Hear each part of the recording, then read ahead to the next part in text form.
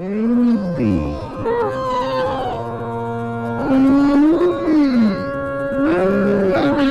Some flying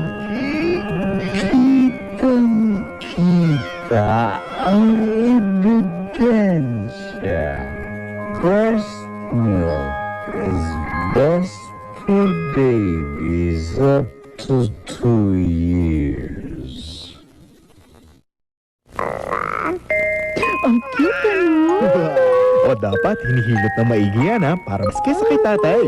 Kuya, panahon pa ni Kopong-Kopong yan. Ang sabi nga sa klinik, ang kalusugan ng bata nasa gatas din. Bagong Alactamil.